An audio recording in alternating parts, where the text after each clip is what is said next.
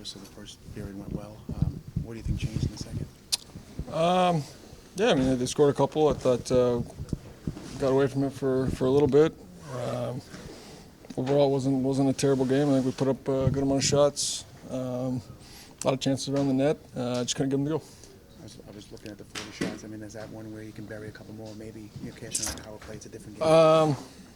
Yeah, I mean, you always look back on things. I think the more when you're kind of facing adversity, going through tough times, I think we talked about getting more to the net and just continue to work, get battle in front of the net and continue to work for position and recover pucks and try to get some ugly goals when it's not going for us. So I thought we got a good amount of pucks there.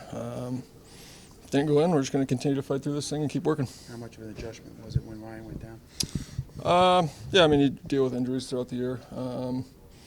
Just communication, I guess, on the back end, knowing who's going and who you're playing with.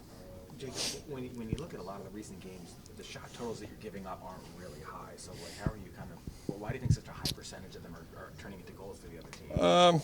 I think they're quality chances. I think they're chances in front of the net. I mean, we had a lot of odd man rushes before. I think we've done a little bit better job with that. But I think the battles in front of the net and giving up those tips, the rebounds, the loose pucks in front, I think that's where goals are scored. I think we got to do a better job getting to their net, and the defenseman got to do a better job keeping guys out of the front of our net.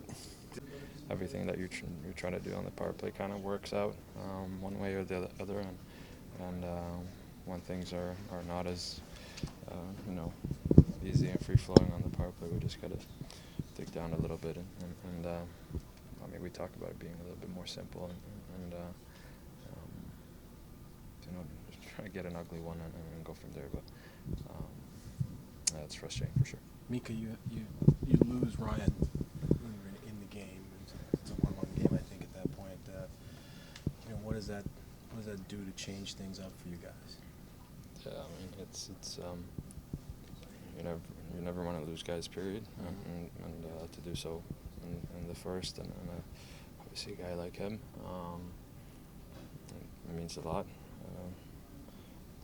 But I think we've been in situations like that before, so I wouldn't say that's to pinpoint that being our problem. But obviously it doesn't help us or makes us any better with him not playing. So just hope he's okay. You look at this.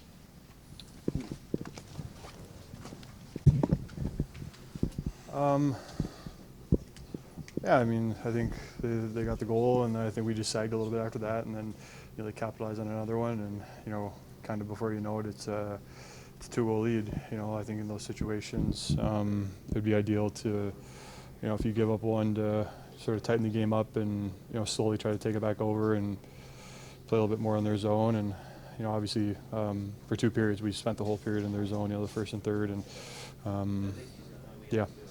Blake, is it frustrating? You're getting the opportunities, but you got to find a way to bury some of those chances as a team. Totally. I mean, the good news is we're capable. You know what I mean? It's not a matter of lack of ability. It's just a stretch that has been pretty tough for us, and I think it's kind of fool's gold to start talking about missed opportunities on the offensive end.